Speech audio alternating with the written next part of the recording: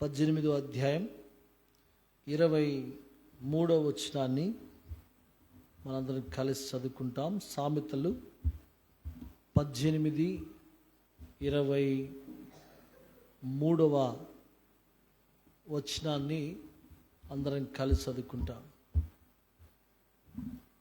దరిద్రుడు బతిమాలి మనవి చేసుకొనును, ధనవంతుడు దురుసుగా ప్రవర్తించును, లేకపోతే ప్రత్యుత్తరం ఇచ్చును.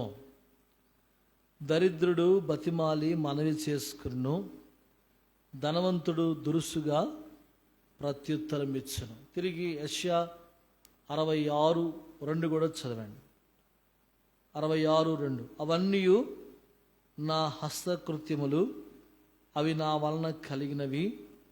యెహోవా సెలవిచ్చుచున్నాడు, ఎవడు దీనుడై నలిగిన హృదయము గలవాడై నా మాట విని వణుకుచుండునో వానినే నేను దృష్టించుచున్నాను. ఇక్కడ మొదటిగా మనం చదువుతూ వచ్చినాన్ని మనం చూస్తే, దరిద్రుడు బతిమాలి మనవి చేసుకుంటాడంట, ప్రాధేయపడతాడంట, అడుగుతాడంట.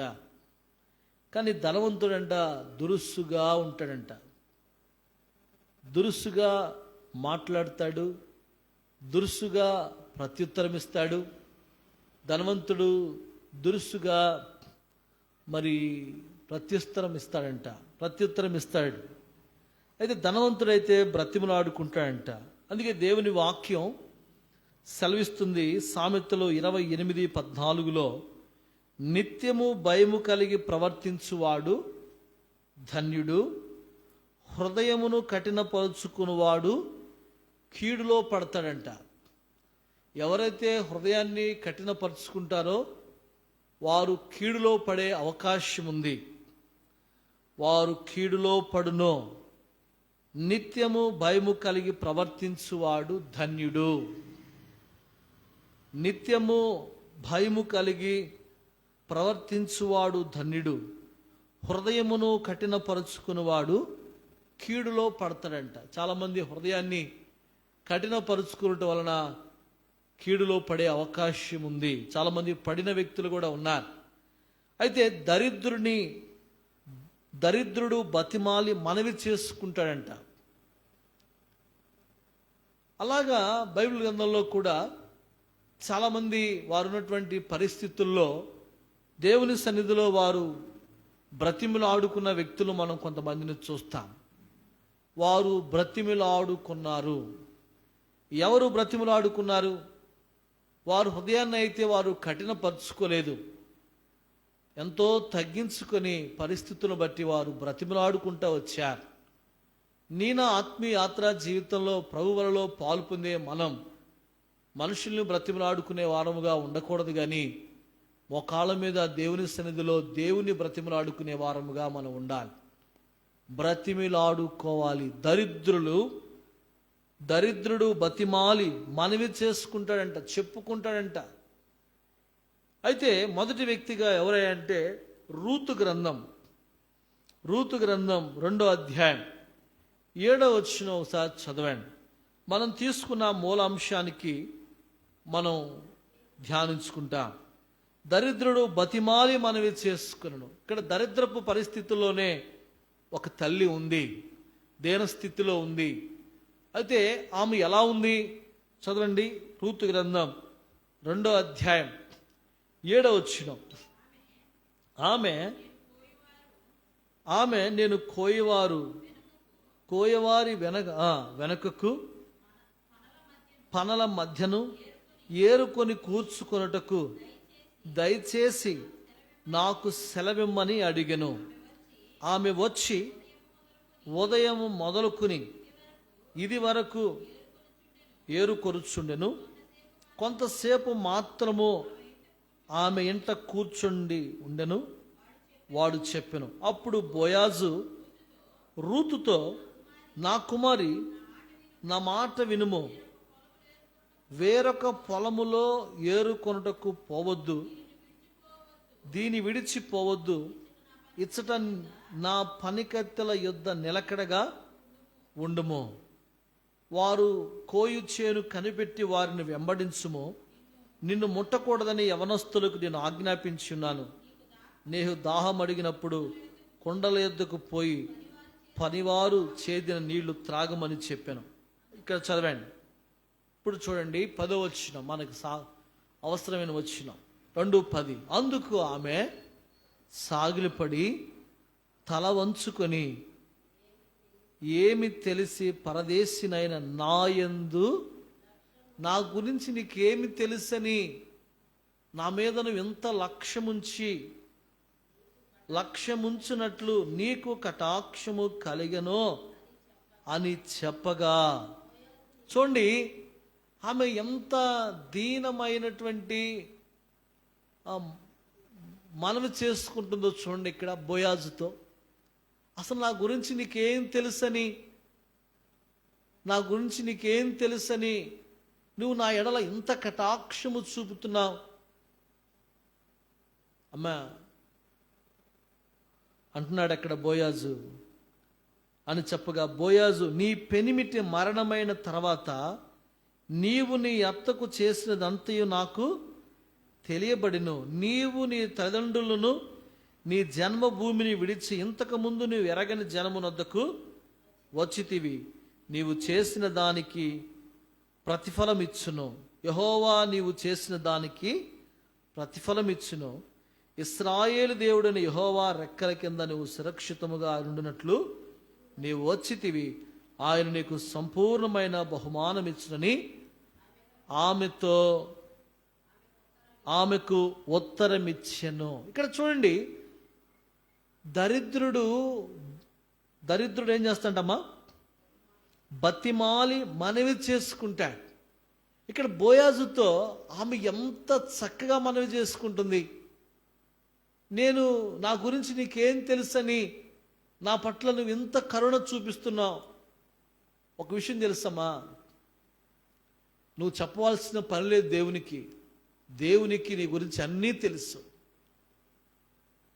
నీ హృదయ బాధలు, నీ హృదయ వేదనలు, నీ కష్టాలు, నీ కన్నీళ్లు, నీ ఇరుకులు, నీ ప్రతికూల పరిస్థితులు అన్నీ కూడా దేవునికి తెలుసు.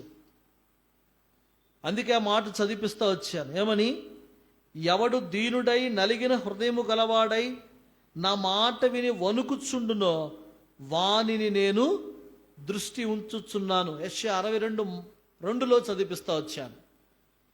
ఎవడు దీనుడై నలిగిన హృదయం గలవాడై నా మాట విని వణుకుచుండునో. బోయాజు దగ్గర ఆమె ఎంత చక్కగా మాట్లాడుతుందండి, ఎంత చక్కగా మనవి చేసుకుంటుంది, ఎంత వినయ విధేయతలతో వణుకుతూ బోయాజుతో ఎంత చక్కని సంభాషణ చేస్తుంది.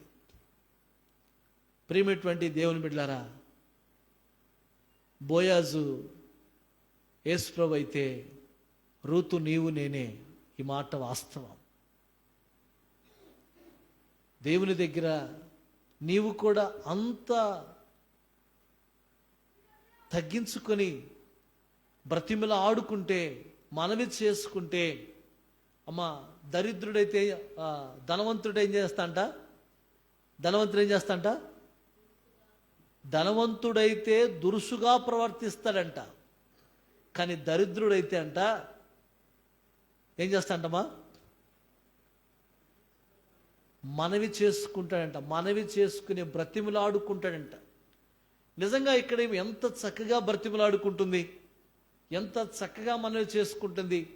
అందుకే కదా ఆమె సంపూర్ణమైన బహుమానాన్ని పొందుకుంది. ఆమెలో నుండే కదా యేసుప్రభు వచ్చింది. అంటే మనం ఎంత దేవుని బ్రతిమలాడుకుంటామో దేవుడు మన పట్ల గొప్ప కార్యాలు చేస్తాడని ఇది నిలువెత్తటి సాక్ష్యం. ఇది మొదటి మాట. మొదటి వ్యక్తి రూతు. ఈమె ఎంత చక్కగా మరి బ్రతిమలాడుకుందో దేవుని సన్నిధిలో, ఆమె ఎంత చక్కగా దీవించబడిందో మనం చూస్తూ వచ్చాం. రెండో వ్యక్తిని కూడా చూద్దాం. రెండో వ్యక్తి లూకాసు వార్త 18వ అధ్యాయం. లూకాసు వార్త 18వ అధ్యాయం 13వ వచనం కూడా మనం చదువుతాం. లూకాసు వార్త 18వ అధ్యాయం. లూకాసు వార్త 18వ అధ్యాయం అయితే సుంకరి దూరముగా నిలుచుండి ఆకాశం వైపు కనులెత్తుటకైనను ధైర్యము చాలక రొమ్ము కొట్టుకొనుచు, దేవా పాపిని నన్ను కరుణించమని. ఈ దరిద్రుడు చూడమ్మా, ఈ యొక్క సుంకరి ఎంత చక్కగా దేవునికి మనవి చేసుకుంటున్నాడు. ఏమంటున్నాడు ఇక్కడ? ధైర్యము చాలక ఆకాశం వైపు నా కనులెత్తుటకైనను ధైర్యము చాలక రొమ్ము కొట్టుకొనుచు, దేవా పాపిని నన్ను కరుణించమని పలికెను. ఎంత చక్కగా మనవి చేసుకుంటున్నాడు. ధనవంతుడైతే దురుసుగా ప్రవర్తిస్తాడంట, దురుసుగా మాట్లాడతాడంట. కానీ దరిద్రుడు ఎప్పుడు కూడా, దేవుని నమ్ముకున్న వారు ఎప్పుడు కూడా దురుసుగా ఉండరు. దేవుని నమ్ముకున్న వారు, దేవుని కలిగిన వారు, దేవుణ్ణి అంగీకరించి దేవుని కొరకు బ్రతుకుతున్నవారు ఎప్పుడు కూడా దురుసుగా ఉండరు. ఇక్కడ గమనించండి, ఈ యొక్క సుంకరి కూడా ఏమన్నాడమ్మా? ఆకాశం వైపు కనులెత్తటానికి కూడా నేను యోగ్యుడును కాను,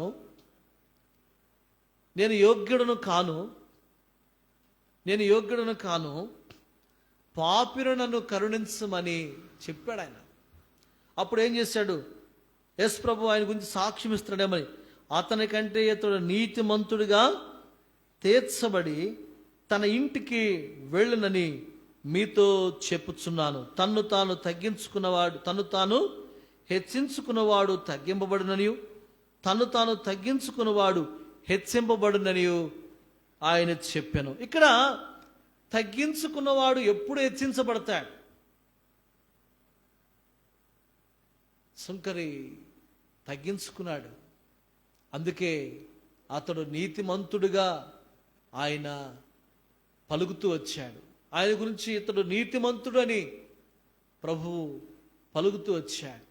ఇది రెండో వ్యక్తి. మూడో వ్యక్తి మనం చదువుకుందాం. మూడో వ్యక్తి అపోస్తల కార్యములు 16వ అధ్యాయం. అపోస్తల కార్యములు 16వ అధ్యాయం 27వ వచనం చదవండి. అపోస్తల కార్యములు 16వ అధ్యాయం 27వ వచనం. అంతలో చెరసాల నాయకుడు మేలుకొని చెరసాల తలుపులన్నీ తెరిచి ఉండుట చూచి ఖైదీలు పారిపోయారని అనుకుని కత్తి చూసి తన్ను తాను చంపుకొనబోయెను. అప్పుడు పౌలు, నువ్వు ఏ హాని చేసుకునవద్దు, మేమందరము ఇక్కడే ఉన్నామని బిగ్గరగా చెప్పెను. అతడు దీపము తెమ్మని చెప్పి లోపలికి వచ్చి వలుకుచు పౌలుకును శీలకును సాగిలపడి వారిని వెలుపలకు తీసుకుని వచ్చి, అయలారా రక్షణ పొందుటకు నేనేమి. ఇక్కడ చూడమ్మ ఎంత చక్కగా మనవి చేసుకున్నాడు. రక్షణ పొందుటకు నేనేమి చేయవలెను. అందుకు వారు ప్రభువైన యేసునందు విశ్వాసముంచు, అప్పుడు నీవును నీ ఇంటి వారును రక్షణ పొందుదునని చెప్పాడు. ఇక్కడ ఒక పరిస్థితి తారసపడింది. ఆ పరిస్థితిలో తనకై తాను హాని చేసుకొని చనిపోవాలనుకున్నాడు. చనిపోవాలనుకున్నటువంటి సందర్భంలో కొన్ని విషయాలు అతను గమనించాడు. గమనించినటువంటి పిమ్మట ఆయన పౌలు శీలతో చక్కగా మనవి చేసుకుంటున్నాడు. అయ్యా నేనేం చేయాలి? అమ్మా మనమైతే ఏం చేస్తామా? ఆ పొజిషన్లో మనం ఉంటే ఏం చేస్తాం? ఎవరు చెప్పినా వినం. కొన్ని కష్టాలు పరిస్థితులు అనుమతించబడుతూ వచ్చినప్పుడు మనం తొందరపడతా ఉంటాం. కానీ దేవుని నమ్ముకున్న వారు తొందరపడరు. కానీ ఇక్కడ పౌలు శీలలు చెప్పిన మాటకు బట్టి ఆ చెరసాల నాయకుడు తొందరపడ్డాడమా? తొందరపడలేదు. ఆయన మనవి చేసుకున్నాడు. అయ్యా నేనేం చేయాలి అంటే ఆయన అంటున్నాడు ఇక్కడ, అయ్యలారా రక్షణ పొందుటకు నేనేమి చేయవలనందుకు ప్రభువైన యేసునందు నీ విశ్వాసముంచు, అప్పుడు నీవును నీ ఇంటి వారును రక్షణ పొందుదురని. నేను రక్షణ పొందాలి అంటే ఈ యొక్క చెరసాల నాయకుడిలాగా బ్రతిమలాడుకోవాలి. మనం మొదటి వ్యక్తిని మనం చూస్తూ వచ్చాం. మొదటి వ్యక్తి ఎవరమ్మా? మొదటి వ్యక్తి ఎవరు? రూతును మనం చూస్తూ వచ్చాం. చక్కగా బోయాజు దగ్గర మాట్లాడుతూ వచ్చింది, మనవి చేసుకుంటూ వచ్చింది. ఆమె సంపూర్ణమైన బహుమానాన్ని పొందుకుంటూ వచ్చింది. రెండో వ్యక్తిని సుంకరిని చూస్తూ వచ్చా. అతడు కూడా ఎంతో చక్కగా దేవుని సన్నిధిలో మనవి చేసుకుంటూ వచ్చాడు. బల్లో పాలు పొందే మనం ఎంత తగ్గించుకుంటే అంతగా హెచ్చించబడతాం. ధనవంతుడైతే దురుసుగా ఉంటాడంట. దేవుని నమ్ముకున్నవాడు ఎప్పుడు దురుసుగా ఉండడు, దురుసుగా ప్రవర్తించడు. రెండో వ్యక్తి సుంకరిని చూస్తూ వచ్చాం. మూడో వ్యక్తి ఎవరమ్మా? మూడో వ్యక్తి ఎవరు? చెరసాల నాయకుడు. అతడు దురుసుగా ప్రవర్తించలేదు, కానీ తను తాను గాయపరుచుకోవాలని చూశాడు. కానీ ఆ పరిస్థితులన్నింటినీ గమనించి, అయ్యా నేను రక్షింపబడాలంటే నేనేం చేయాలంటే, వాళ్ళు అంటున్నారు, క్రీస్తు యేసునందు విశ్వాసం ఉంచుము, అప్పుడు నీవు నీ ఇంటి వారిని ఏమవుతారు? రక్షింపబడతారు. మనం దురుసుగా ప్రవర్తిస్తే, తొందరపడితే ఏ పనులు కావు. దురుసుగా ప్రవర్తిస్తే ఇంకా లేనిపోని మన మీదకి వస్తూ ఉంటాయి. దరిద్రుడు బతిమిలాడి మనవి చేసుకుంటాడంట,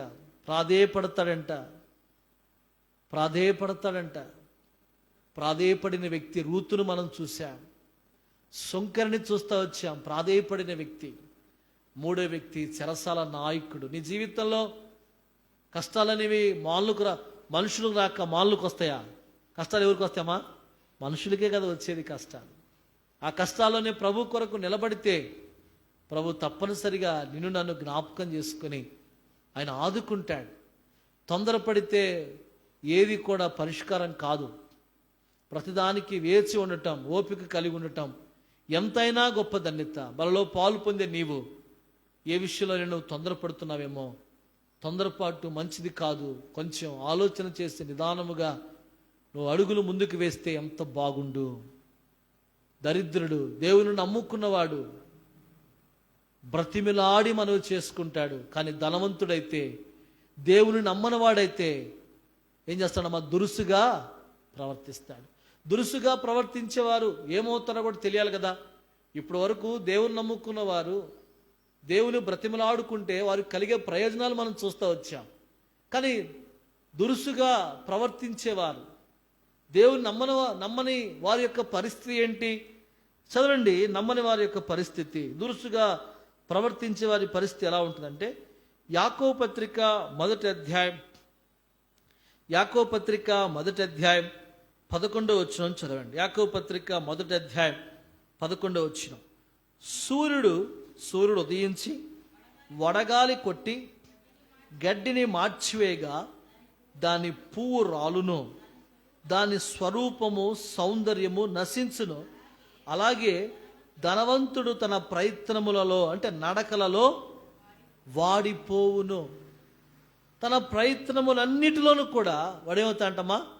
వాడిపోతాడంట. వాడిపోవటం అంటే ఉపయోగపడకుండా అయిపోతాడు. దురుసుగా మనం ప్రవర్తిస్తే మనకే నష్టం. వాడిపోయే పరిస్థితి మనకు తారసపడుతుంది. బలలో పాలు పొందే మనం, దేవుని నమ్ముకున్న వ్యక్తులుగా ఉన్న మనం బ్రతిమిలాడి మనవి చేసుకునే వారముగా ఉండాలి. కానీ ధనవంతుని వలె దురుసుగా మనం ఉండటానికి వీలు లేనే లేదు. దురుసుగా ప్రవర్తించే వారి పరిస్థితి ఎలా అవుతుందంట? పువ్వులాగా వాడిపోయే పరిస్థితి వారి జీవితంలో అనుమతించబడుతుందంట. వాడిపోయిన పువ్వు ఉపయోగపడిద్దామా? వాడిపోయిన పువ్వు ఉపయోగపడుతుందా? పడదు. వాడిపోయే పరిస్థితి ఒక వ్యక్తికి ఎప్పుడు సంప్రాప్తింపబడుతుందంటే, తన జీవితంలో దురుసుగా ఉన్నప్పుడు, దురుసుగా మాట్లాడినప్పుడు, దురుసుగా ప్రవర్తించినప్పుడు, దురుసుగా అన్యాయంగా అక్రమంగా ముందుకు వెళ్ళినప్పుడు వాడు ఒక దినాన వాడిపోతాడంట. వాడిపోయే పరిస్థితి వాడికి తారసపడుతుంది. ఇది మొదటి మాట. దానికి నిలువెత్తటి సాక్ష్యమే నిర్గమాకాండం 5వ అధ్యాయం 2వ వచనం చదవండి. నిర్గమాకాండం 5వ అధ్యాయం 2వ వచనం. ఫరో నేను అతని మాట విని ఇశ్రాయేలును పోనిచ్చుటకు యెహోవా ఎవడు? ఎంత దురుసుగా మాట్లాడుతున్నాడమ్మా ఫరో. యెహోవా ఎవడు? పాస్టర్ అయితే ఎవడవయ్యా నువ్వు? దేవుని నమ్ముకున్నవాడవైతే ఎవడయ్యా నువ్వు? నువ్వు నాకేంటి ఎక్కువ? ప్రార్థన చేస్తే నువ్వేం గొప్ప అని చాలామంది దురుసుగా మాట్లాడుతూ ఉంటారు. దురుసుగా మాట్లాడినప్పుడు నువ్వు బాధపడాల్సిన పని లేదు. దేవుడు వారిని చూసుకుంటాడు. దేవుడు అన్నాడు వారు వాడిపోతారు అని చెప్పాడు. ఇక్కడ రాయబడిన మాట ఏంటి? యెహోవా ఎవడు? నేను యెహోవాను ఎరగను, అసలు ఆయన ఎవరో కూడా నాకు తెలియదు. ఏందంట? ఇశ్రాయేలును పోనీనని దురుసుగా ప్రత్యుత్తరం ఇచ్చాడు. ఎవరు ప్రత్యుత్తరం ఇచ్చింది ఇక్కడ? ఫరో ప్రత్యుత్తరం ఇచ్చాడు. దురుసుగా దేనికి దురుసుగా మాట్లాడంటే తన ధనాన్ని చూసి, తన బలాన్ని చూసి, తన సైన్యాన్ని చూసి, తన ఆస్తిని చూసి. చాలామంది వారు కలిగి ఉన్న వాటిని బట్టి దురుసుగా ప్రవర్తిస్తారు. దురుసుగా ప్రవర్తించిన ఫరో నష్టపోయాడా? ఇశ్రాయేలు నష్టపోయారా? చెప్పండమ్మా. ఇశ్రాయేలు చక్కగా వారు కనాన్లోనికి వెళ్ళారు. ఎన్ని తెగుళ్ళు వారి మీదకి వచ్చినా ఏ తెగులు వారికి అంటనీయకుండా దేవుడు వారిని కాపాడుతూనే వచ్చాడు. కానీ ప్రథమ కుమారుడైనటువంటి కుమారుణ్ణి ఫరో కోల్పోయాడు. ఆస్తిని కోల్పోయాడు, సైన్యాన్ని కోల్పోయాడు, రథాన్ని కోల్పోయాడు. చివరికి ఒంటరివాడైపోతూ వచ్చాడు. వాడిపోయే పరిస్థితికి తన జీవితాన్ని దేవుడు అనుమతించాడు. అంటే దురుసుగా ఉండటం వలన మనకు నష్టమే. ఇంత ముందు మనం దురుసుగా ఉన్నామేమో, బలలో పాలు పొందే మనం తీర్మానం చేసుకుందాం. ప్రభువా, గడిచిన దినాల్లో దురుసుగా మేము మాట్లాడాం, దురుసుగా ప్రవర్తించాం. ఒకవేళ దురుసుగా మాట్లాడితే ఒక దినాన వాడిపోతామని మేము తెలుసుకున్నాం. వాడిపోయిన వ్యక్తి ఉదాహరణ ఫరో అని కూడా మేము తెలుసుకుంటా వచ్చాం. అలాంటి పరిస్థితి మాకొద్దు ప్రభా అని మనం తీర్మానం చేసుకోవాల్సిన వారముగా మనం ఉన్నాం. ఇది మొదటి ఉదాహరణ. మొదటి వ్యక్తిని చూస్తూ వచ్చాం. రెండవ ఉదాహరణ కూడా మొదటి సమూయేలు గ్రంథం 25వ అధ్యాయం 10వ వచనం కూడా చదువుతాం. ఇది రెండవ ఉదాహరణ. దురుసుగా ప్రవర్తించే వారి పరిస్థితి ఏమవుతుంది? మొదటి వ్యక్తి ఫరోను చూశాం. అతను వాడిపోయాడు. ఏ ఆస్తినైతే చూసి, ఏ ధనాన్ని చూసి దురుసుగా ప్రవర్తించాడో దాన్ని కోల్పోయాడు.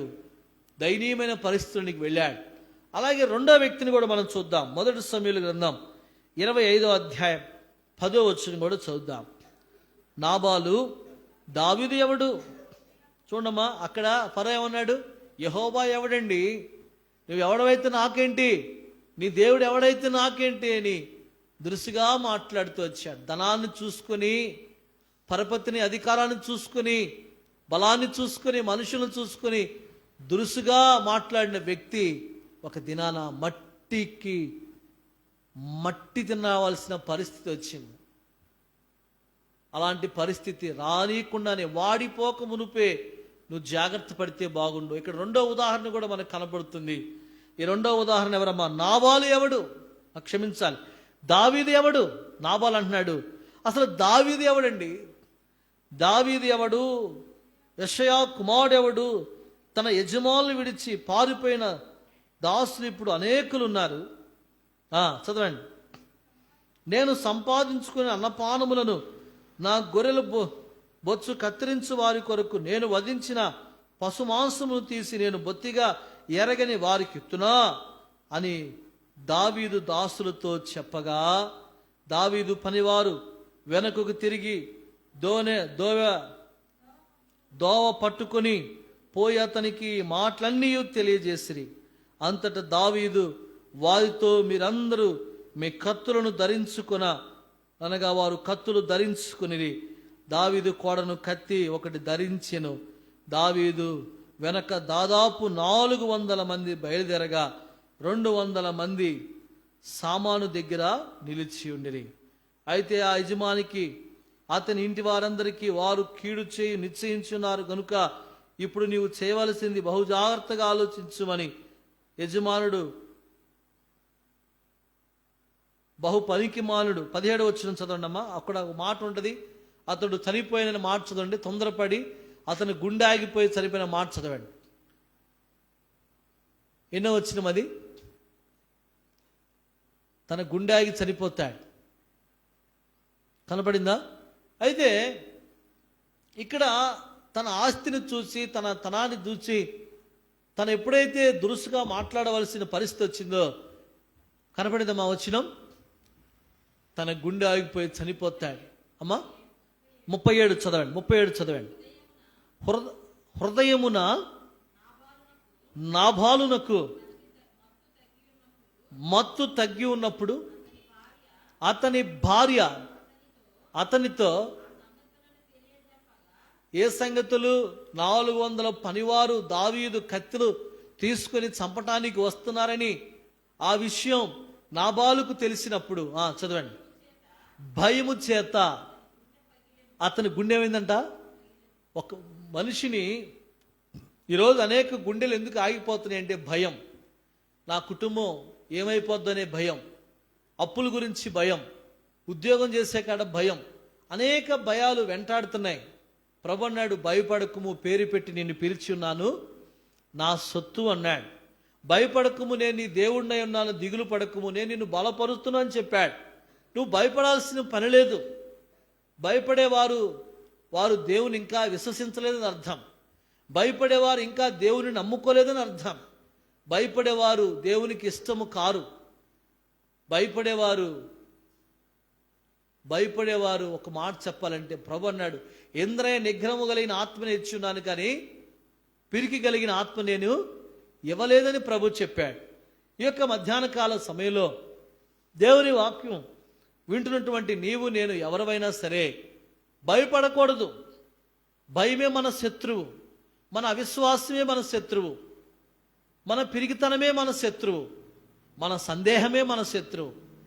భయపడటం వలన అతని గుండె ఏమైందంట, పగిలిపోయిందంట. ఎందుకు భయపడాల్సిన పరిస్థితి వచ్చిందంటే, అతడు తన ధనాన్ని చూసి విర్రవీగాడు, తన ధనాన్ని చూసి అతిశయించాడు, నాకేంటని గర్వించాడు. ఒక దినాన భయంకరమైన పరిస్థితి దేవుడు అనుమతించాడు.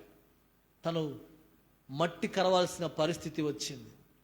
ఓ ప్రియమైన దేవుని బిడ్డలారా, దేవుని వాక్యాన్ని వింటున్న మనం ఒకసారి ఆలోచన చేయండి. ధనవంతుడు దురుసుగా ప్రవర్తిస్తాడు.